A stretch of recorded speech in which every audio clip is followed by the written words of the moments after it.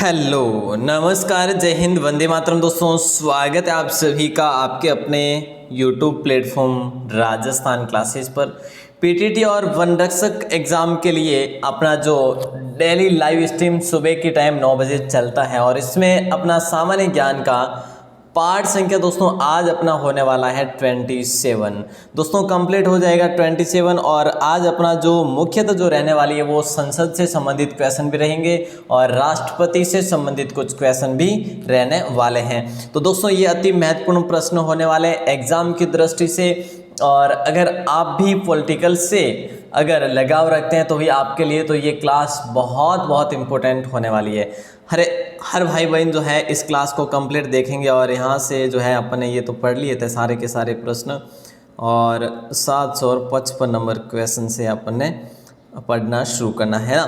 चलेगा, यहाँ पर प्रश्न क्या पूछा जा रहा है मेरे दोस्तों। पहला प्रश्न आज का ये पूछा जा रहा है कि संसद के दोनों सदनों के बीच गतिरोध की स्थिति में संयुक्त अधिवेशन की अध्यक्षता कौन करता है। दोस्तों देखिएगा, आज का पहला प्रश्न है कि भाई संसद के दोनों सदनों के बीच में गतिरोध की स्थिति में संयुक्त अधिवेशन की अध्यक्षता कौन करता है। लोकसभा के वरिष्ठ सदस्य करते हैं? नहीं सर, राष्ट्रपति भी नहीं करते, लोकसभा अध्यक्ष करते हैं। सी ऑप्शन को यहाँ पर अपन क्या करेंगे, बिल्कुल सही करेंगे। दोस्तों अगर इसके बारे में और क्वेश्चन किया जाए तो आगे बढ़ते हैं, एक और क्वेश्चन आएगा इसी के बारे में। और दोस्तों नंबर 757 भी आपकी स्क्रीन पे है। पूछा ये जा रहा है कि प्रत्येक 6 महीने में संसद की स्वीकृति लेकर राष्ट्रपति शासन अधिकतम कितने समय के लिए बढ़ाया जा सकता है। देखिए दोस्तों, जो राष्ट्रपति शासन बढ़ाया जा सकता है प्रत्येक 6 महीने में संसद की स्वीकृति लेकर, वो कितना बढ़ाया जा सकता है। 6 महीने का, 1 साल तक, 2 साल तक या 3 साल तक।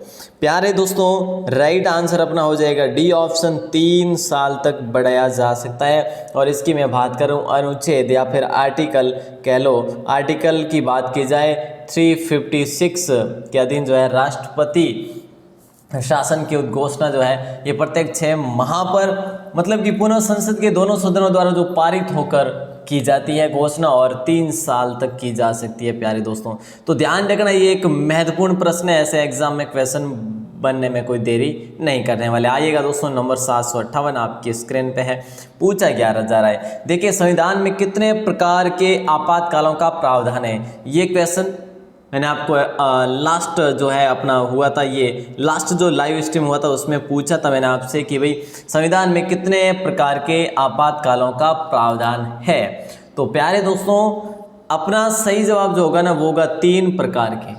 अब काफ़ी भाई बहनों ने बताया भी था, मैंने कमेंट पिन भी किया था। तो देखिएगा, आप प्रथम अनुच्छेद की मैं आपसे बात करूं दोस्तों, प्रथम अनुच्छेद की बात करूं तो 352, ठीक है, 352 के तहत जो है क्या है, राष्ट्रीय आपातकाल है। क्या नाम से है, राष्ट्रीय आपातकाल है भाई, ठीक है। एक चीज़ तो ये हो जाती है। दूसरा है ना, दूसरा क्या है, दूसरा है अनुच्छेद। अनुच्छेद क्या है मेरे दोस्तों, अनु है यहाँ पर, ठीक है। अनुच्छेद 356 के तहत राष्ट्रपति शासन है, राष्ट्रपति शासन है प्यारे दोस्तों, ठीक है। 2 और तीसरी मैं बात करूँ आपसे, तीसरी है 360 अनुच्छेद है मेरे दोस्तों। और इस अनुच्छेद के तहत वित्तीय आपातकाल लगाया जाता है। क्या, वित्तीय आपातकाल लगाया जाता है मेरे दोस्तों, आपातकाल लगाया जाता है। तो ये क्वेश्चन भी बड़ा लाजवाब है, बहुत इंपॉर्टेंट क्वेश्चन है दोस्तों, ठीक है, ध्यान रखना, ये अच्छा सा क्वेश्चन है। क्लियर है, चलिए आगे बढ़ते हैं। यहाँ पर सी ऑप्शन को लॉक करेंगे अपन। देखिए अनुच्छेद 352 के तहत राष्ट्रीय आपातकाल, 356 के तहत राष्ट्रपति शासन और 360 के तहत वित्तीय आपातकाल, ये चीज़ें ध्यान रखना। आगे बढ़ेंगे, अगले प्रश्न को देखेंगे। वित्तीय आपात कितने समय के लिए लागू की जा सकती है। देखिए दोस्तों, जो वित्तीय आपात है ना, ये अपन किस हिसाब से, कौन से आर्टिकल के तहत जो है लगाते हैं, कौन से आर्टिकल के तहत, बोले सर 360 आर्टिकल के तहत लगाया जाता है। जी वेरी गुड, तो ये चीज़ें आपको ध्यान रखनी है, ठीक है। इसमें क्या होता है, आर्थिक संकट के मामले में लगाई जाती है दोस्तों। और ये जो है इसकी कोई अवधि सीमा वगैरह नहीं होती। डी ऑप्शन को अपन लॉक करेंगे। आगे बढ़ते हैं और अगले प्रश्न को देखते हैं। भारत में किस प्रकार की आपात स्थिति अभी तक केवल एक बार लागू की गई। जो आपात स्थिति है ना, आपात स्थिति वो एक बार ही लागू की गई मेरे दोस्तों। ये कब की गई थी ये बताना है आपको। जैसे कि आपसे बात की जाए आंतरिक आपात स्थिति, राज्य आपात स्थिति या बाह्य आपात स्थिति या आंतरिक आपात स्थिति हो जाएगा राइट आंसर। क्लियर है, ए ऑप्शन को लॉक करेंगे। दोस्तों कब से कब तक मैं आपसे बात करूं तो दोस्तों ये अपने 25 जून से लेकर 25 जून 1975 से लेकर मार्च, यहाँ पर 21 मार्च है ना, ध्यान रखना 21 मार्च 1977 तक। ठीक है सर, ये चीज़ हम ध्यान रखेंगे। 25 जून 1975 से लेकर 21 मार्च 1977 तक दोस्तों भारतीय इतिहास में ये 21 महीने जो थे ना, ये 21 महीने वह समय था जिसमें प्रधानमंत्री थी इंदिरा गांधी और इनकी सलाह पर राष्ट्रपति फ़खरुद्दीन अली अहमद ने भारतीय संविधान की धारा 352 के तहत दोस्तों क्या किया था, आंतरिक आपात के आधार पर आपातकाल की घोषणा की थी। ए ऑप्शन को लॉक करेंगे। अगला प्रश्न है, भारत में स्वतंत्रता के बाद कितनी बार राष्ट्रीय आपातकाल लागू हो चुकी है? भारत में स्वतंत्रता के बाद कितनी बार जो है आपातकाल लागू हो चुकी है दोस्तों, ये आपको बताना है। मैं आपसे बात करूं 1 बार, 2 बार, 3 बार या फिर 4 बार। आपातकाल कितने प्रकार की होती है? 3 प्रकार की। और वैसे लगी हुई कितने बार लगी हुई है? 3 बार ही लगी हुई। तो ये क्वेश्चन तो बड़ा है, 2 प्रश्न 3 आंसर के साथ क्लियर हो सकते हैं। अनुच्छेद 352 के तहत तो क्या हुआ था दोस्तों, आपातकाल घोषणा हुई थी और 1962 में हुई थी प्यारे दोस्तों, जब चीन युद्ध हुआ था। ठीक है, दूसरा हुआ था पाकिस्तान से जब युद्ध हुआ था 1971 में, उस समय हुआ था दोस्तों। ठीक है, जो एक अघोषित युद्ध था उसमें हुआ था। और तीसरा जो था वो आंतरिक अशांति के आधार पर 1975 में की गई थी। तो दोस्तों कितने हो गए? 1962, 1971 और 1975, 3 आपातकालीन लगाई गई थी भारत में आज तक स्वतंत्रता के बाद। क्लियर है, चलेगा नेक्स्ट क्वेश्चन देखते हैं। नेक्स्ट क्वेश्चन है, भारत का राष्ट्रपति अपने पद पर पुनर्निर्वाचन के लिए कितनी बार खड़ा हो सकता है? बहुत आसान है, भारत का राष्ट्रपति अपने पद पर पुनर्निर्वाचन के लिए कितनी बार खड़ा हो सकता है? 1 बार, 2 बार या फिर 3 बार या फिर जितनी बार चाहे। तो दोस्तों राइट आंसर भी अपना जितनी बार चाहे वो हो सकता है खड़ा। डी ऑप्शन को लॉक करेंगे। ठीक है, और ये संविधान के अनुच्छेद कौन से के तहत है? अनुच्छेद 57 के तहत उस पद के लिए पुनर्निर्वाचित हो सकता है ना। अगला प्रश्न है आपकी स्क्रीन पे, भारतीय संघ के राष्ट्रपति के पास देखिए, भारतीय संविधान के राष्ट्रपति के पास वह संवैधानिक अधिकार है जो ब्रिटिश राजा रानी के पास है, यूएसए के राष्ट्रपति के पास है, पाकिस्तान के राष्ट्रपति के पास है या फ्रांस के राष्ट्रपति के पास है। कुल मिला के आपको यह देखना है कि राष्ट्रपति से संबंधित जो भी प्रावधान लिए गए हैं ना, वो अपने किससे संबंधित है। तो दोस्तों वह संवैधानिक अधिकार है जो ब्रिटिश राजा रानी के पास है, वही भारतीय संघ के राष्ट्रपति के पास होते हैं। तो यहाँ पर अपना ए ऑप्शन हो जाएगा राइट आंसर। ठीक है ना, अच्छा सा क्वेश्चन है, ये लॉक कर देना। ये क्वेश्चन एग्जाम में पूछा गया है दोस्तों। चलिएगा नेक्स्ट क्वेश्चन है। नेक्स्ट यहाँ पर ये है कि राष्ट्रपति का अध्यादेश कितनी अवधि के लिए लागू रहता है? राष्ट्रपति का अध्यादेश जो है ना, अध्यादेश ये कितनी अवधि के लिए लागू रहता है? 3 महीने के लिए, 6 महीने के लिए, 9 महीने के लिए या फिर अनिश्चित काल के लिए? राष्ट्रपति का अध्यादेश दोस्तों 6 महीने के लिए रहता है वैसे। और आर्टिकल 123 के तहत जो है संसद के सत्र में न रहने की स्थिति में राष्ट्रपति किसी तत्काल आवश्यकता के संदर्भ में भी अध्यादेश जारी कर सकता है। ठीक है ना, ये चीज़ भी आपको ध्यान रखनी है आर्टिकल की। क्लियर है, 123। भारत सरकार का संवैधानिक अध्यक्ष कौन होता है दोस्तों, ये बताना है। इतना आसान क्वेश्चन पूछ लिया आपसे। भारत सरकार का संवैधानिक अध्यक्ष जो होता है और इनके संवैधानिक अधिकार जो होते हैं वो ब्रिटिश रानी के राजा या रानी की तरह होते हैं, तो राष्ट्रपति हो जाएगा राइट आंसर। यहाँ पर भी आपका राष्ट्रपति हो जाएगा प्यारे दोस्तों। ठीक है प्यारे साथियों, अगला प्रश्न आपकी स्क्रीन पे है कि निम्न में से कौन अपना पद राष्ट्रपति को संतुष्टि के दौरान धारण करता है? निम्न में से कौन अपना पद जो है राष्ट्रपति को संतुष्टि के दौरान धारण करता है? प्रधानमंत्री, राज्यपाल, चुनाव आयुक्त, लोकसभा का अध्यक्ष। दोस्तों अनुच्छेद 156(1) के अनुसार राज्यपाल राष्ट्रपति के प्रसाद पर्यंत अपना पद धारण करता है। बी ऑप्शन लॉक करेंगे। कौन से ऑप्शन को? बी ऑप्शन को। क्लियर है। अगला प्रश्न है, भारत के उपराष्ट्रपति का चुनाव किया जाता है किसके द्वारा?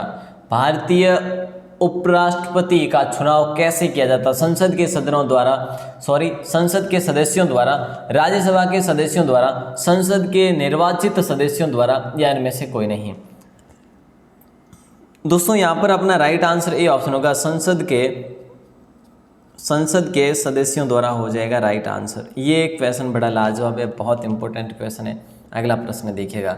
अगला प्रश्न है कि भारत के राष्ट्रपति पर महाभियोग चलाया जा सकता है। भारत के राष्ट्रपति पर महाभियोग चलाया जा सकता है विशेष रूप से गठित अधिकरण द्वारा, उच्चतम न्यायालय द्वारा, केंद्रीय मंत्रिमंडल द्वारा, या फिर संसद द्वारा। भारत के राष्ट्रपति पर महाभियोग चलाया जा सकता है तो दोस्तों संसद द्वारा चलाया जा सकता है। डी ऑप्शन को लॉक करेंगे। और भारतीय संविधान के आर्टिकल 61 के अनुसार जो है महाभियोग का प्रस्ताव लागू होता है। ठीक है, तो ध्यान रखना। और नंबर 769, संविधान के उल्लंघन के लिए राष्ट्रपति के विरुद्ध अभियोग कार्यवाही किसमें शुरू की जा सकती है? उच्चतम न्यायालय, राज्यसभा, संसद के किसी भी सदन में, या फिर लोकसभा में। तो यहाँ पर अपना राइट आंसर क्या होगा? संसद के किसी भी सदन में संविधान के उल्लंघन के लिए राष्ट्रपति के विरुद्ध अभियोग कार्यवाही जो है शुरू की जा सकती है। तो सी ऑप्शन यहाँ पर आपका लॉक हो जाएगा। ठीक है सर। अगला है 770 नंबर क्वेश्चन आपसे पूछा जा रहा है कि भारत के उपराष्ट्रपति पर अभियोग किसके द्वारा चलाया जा सकता है? भारत के उपराष्ट्रपति पर अभियोग किसके द्वारा चलाया जा सकता है? विधान परिषद के द्वारा, या फिर विधानसभा, या राज्यसभा, या लोकसभा? उपराष्ट्रपति पर दोस्तों, तो उपराष्ट्रपति पर जो है राज्यसभा के द्वारा चलाया जा सकता है, क्योंकि राज्यसभा के ये क्या होते हैं? राज्यसभा के ये अध्यक्ष ही होते हैं। ठीक है, ध्यान रखना। और भारतीय संविधान के अनुच्छेद की बात करें तो 67 ख के तहत जो है राज्यसभा के द्वारा जो उपराष्ट्रपति पर महाभियोग चलाया जा सकता है। और ऐसा प्रस्ताव मतलब लाने से 14 दिनों के पूर्व जो है ना इन्फॉर्मेशन देना भी आवश्यक होता है। ठीक है साहब, सी ऑप्शन को अपन लॉक करेंगे सर। Okay sir. अगला क्वेश्चन है, लेकिन उससे पहले आपको बता दूं दोस्तों, यहाँ पर आज अपन संसद पे पहुँच चुके हैं। वैसे संसद के कोई क्वेश्चन अपन ने पढ़े भी है, ऐसी बात भी नहीं है, लेकिन संसद के अब शानदार प्रश्न आने वाले आपकी स्क्रीन पर, बहुत ही लाजवाब क्वेश्चन आने वाले दोस्तों। ठीक है, तो आप सभी से एक ही निवेदन है कि इससे आगे वाले जो भी क्वेश्चन आएंगे ज़रूर से ज़रूर संसद से बनने वाले, और यहाँ से क्वेश्चन बनने की संभावना भी रहेगी। भारत में सरकार को संसदीय प्रणाली कहाँ से ग्रहण की गई? भारत में सरकार की संसदीय प्रणाली जो है ये कहाँ से ग्रहण की गई? अमेरिकी संविधान से, या फिर अपने रूसी संविधान से, या फिर ब्रिटिश संविधान से, या फिर स्विच संविधान से? तो भाई राइट आंसर अपना हो जाएगा सी ऑप्शन, ब्रिटिश संविधान हो जाएगा। ठीक है सर, ब्रिटिश संविधान होगा ही होगा। लेकिन जब बात करें इसके बारे में दोस्तों, इस संविधान में, इस ब्रिटिश संविधान में संसदीय प्रणाली में क्या होता है कि एक संसदीय प्रणाली होगी, ब्रिटिश संविधान से अपनी प्रणाली भी अभिप्रेरित है या फिर उसी से जुड़ी हुई है, जिसमें प्रधानमंत्री देश का वास्तविक कार्यपालक होता है और संसद जो लोकसभा के प्रति उत्तरदायी होता है। तो ये चीज़ें आपको ध्यान रखनी है। सी ऑप्शन के साथ चला जाएगा। भारतीय संसद के अपर हाउस को किस नाम से जाना जाता है? भारतीय संसद के अपर हाउस को senate, Rajya Sabha, house of Lord, या विधानसभा? दोस्तों भारतीय संसद के अपर हाउस को राज्यसभा के नाम से जाना जाता है। किस नाम से? राज्यसभा के नाम से जाना जाता है। एक वेरी इम्पोर्टेंट क्वेश्चन है ये, ध्यान रखना। और ये संविधान के 79 आर्टिकल के अनुसार जो है दोस्तों, इसके जो भाग होते हैं, राष्ट्रपति होता है, राष्ट्रपति होता है। देखिए राष्ट्रपति लिख देता हूँ, ठीक है, वैसे सबको ध्यान ही है। राज्यसभा है और एक कौन सा है, एक जो है अपना लोकसभा है सर, बिल्कुल। तो ये तीनों जो है ये किसके अंग है? ये अपने संसद के अंग है दोस्तों, ठीक है, जिसमें राज्यसभा को उच्च सदन कहा जाता है और लोकसभा को निम्न सदन भी कहा जाता है। ओके सर, ओके आगे बढ़ते हैं और अगले प्रश्न को देखते हैं। भारत में संसदीय ढांचे में 2 अस्थायी सदनों का नाम आपको बताना है। आसान है सर, बहुत ही आसान है।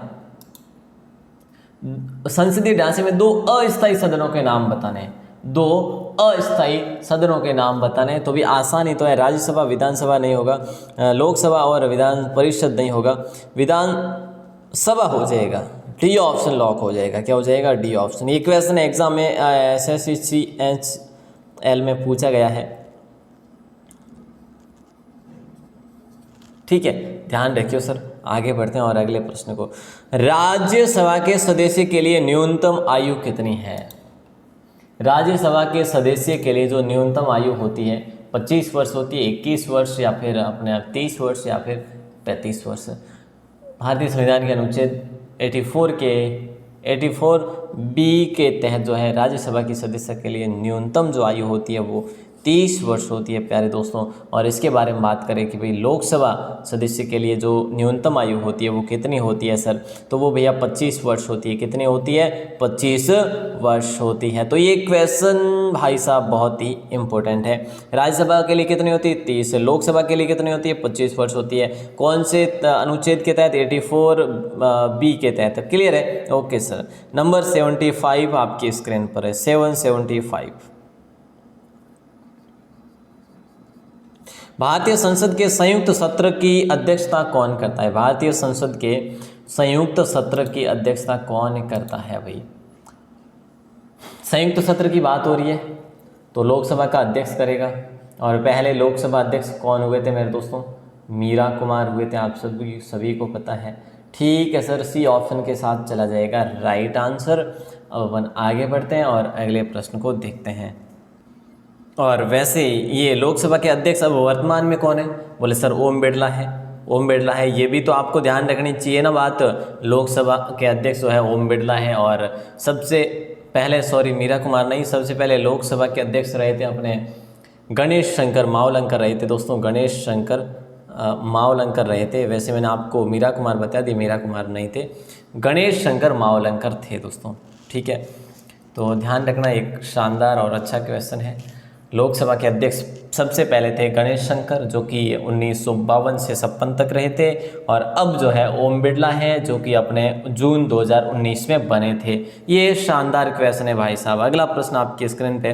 भारत के नियंत्रक और महालेखा परीक्षक की रिपोर्ट को समीक्षा करने वाली संसदीय समिति जो है वो क्या है?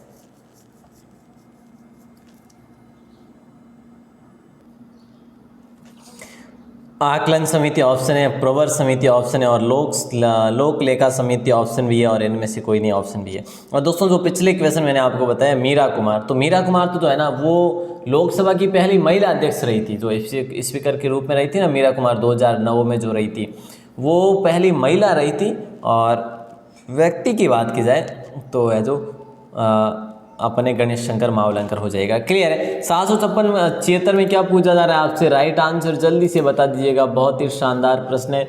लोक लेखा समिति भारत के नियंत्रक और महालेखा परीक्षक की रिपोर्ट को समीक्षा करने वाली संसदीय समिति लोक लेखा समिति कहलाएगा। चलो सर आगे बढ़ते हैं और अगले प्रश्न की बात करेंगे। भारत में संसद की वित्तीय समितियां निम्नलिखित में से कौन सी है?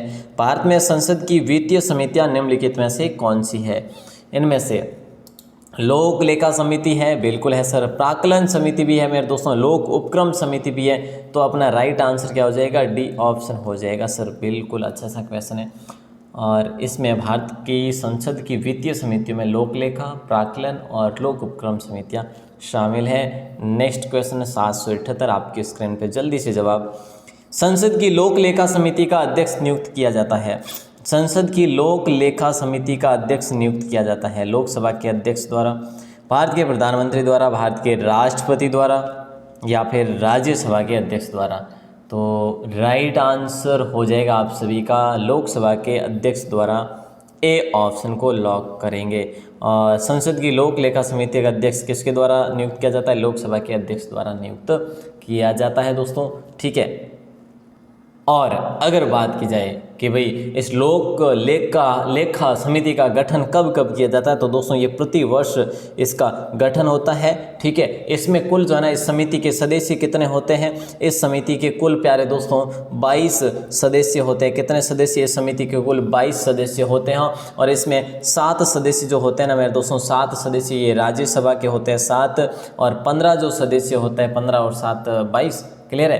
तो जो 15 सदस्य होते हैं वो लोकसभा के द्वारा आनुपातिक मतलब अनुपात के हिसाब से प्रतिनिधित्व चुने जाते हैं। मेरे दोस्तों ध्यान रखना, ये शानदार क्वेश्चन था। लोकसभा की सभी संसदीय समितियों के अध्यक्ष को कौन नियुक्त करता है? लोकसभा की सभी संसदीय समितियों को कौन नियुक्त करता है? तो वही भारत के राष्ट्रपति नहीं होगा, भारत के प्रधानमंत्री भी नहीं होगा, गृह मंत्री भी नहीं होगा, भारत के लोकसभा के अध्यक्ष ही है ना। और दोस्तों अब जो है वो बिड़ला है, आप सबको जानकारी 2019 में जो बने, ठीक है। तो इसमें भारत के लोकसभा अध्यक्ष का लोकसभा की सभी संसदीय समितियों का जो है ना सर्वोच्च नियंत्रण होता है और ये अध्यक्ष की नियुक्तियाँ भी करता है उनके। और लास्ट क्वेश्चन जिसका आंसर आपको देना है बाहर आके कमेंट सेक्शन में। राज्यसभा के सदस्यों का सेवा काल कितना होता है? 3 वर्ष का, 4 वर्ष का, या फिर 5 वर्ष का, या फिर 6 वर्ष का? दोस्तों आज अपने 25 क्वेश्चन पढ़े, मात्र ज़्यादा नहीं पढ़े हैं, ठीक है। और इन 25 क्वेश्चंस की बात करें, अगर आप इसे नोट डाउन करते हैं या फिर जो भी कर रहे हैं ना मेरे दोस्तों, आप जैसे पढ़ रहे हैं, आई थिंक अगर आप इसको वापस पढ़ेंगे ना आज से 1 महीने बाद, तो आपको मात्र 25 में से 10 क्वेश्चन याद रह पाएंगे। अगर आप लिखते हैं तो और भी बेटर है दोस्तों कि आपको अच्छे तरीके से याद रह पाएंगे। जिन भी भाई बहनों ने लिखा है आज तक 780 क्वेश्चन हुए दोस्तों, क्या आपने ये इसके लिए कल्पना भी की थी कि 780 क्वेश्चन इतिहास से, प्राचीन इतिहास से शुरू करेंगे और मतलब कि 1000 तक खींचेंगे? दोस्तों इसके लिए बहुत सारी मेहनत लगती है और जो भी भाई बहन स्नेह और विश्वास के साथ पढ़ते हैं और बड़ी शिद्दत के साथ पढ़ते हैं उनको मेरा तहे दिल से आभार और बिल्कुल सैल्यूट है आपको कि आपके बहुत सारे काम भी होंगे और आपका दिमाग भी ज़रूरी नहीं कि भाई अपनी जो अभी जो मानसिकता है वो एक स्थिर है, स्तर भी नहीं है मेरे दोस्तों, क्योंकि जो ये काल चल रहा है इस काल के दौरान अपने दिमाग में कई ख्याल आते होंगे, एग्ज़ाम कब होंगे, मैं तब तक इतनी पढ़ाई करूँगा या करूँगी, कितने पढ़ लिए, अब तो बुक लग रही है जैसे बहुत सारे पढ़ लिए हमने। लेकिन दोस्तों ऐसा नहीं है, मैं कह रहा हूँ दोस्तों अगर आप बुक को 10 बार भी पढ़ सको ना तो पढ़ो। अगर जो क्वेश्चन आप 3, 4, 5, 10 बार भी पढ़ो ना तो पढ़ो, उसको कभी भूल नहीं पाओगे और कोई भी एग्ज़ाम को क्रैक करने में आपको मदद करेगा। और जैसे ही लॉकडाउन खुलेगा आपकी नौकरी पक्की है कि नहीं? आपकी नौकरी पक्की। चलिए तो दोस्तों ये थी आज की क्लास। उम्मीद आशा है कि आपको क्लास लगी होगी, अच्छी लगी हो तो लाइक ज़रूर कर लेना आप सभी भाई बहन, और अपने दोस्तों के साथ शेयर करना तो भूलिएगा भी मत, है ना। कि शॉर्ट में आज की 20-22 मिनट की 22-23 मिनट की क्लास थी। आप सभी का प्रेम पूर्वक धन्यवाद। जय हिंद, वंदे मातरम।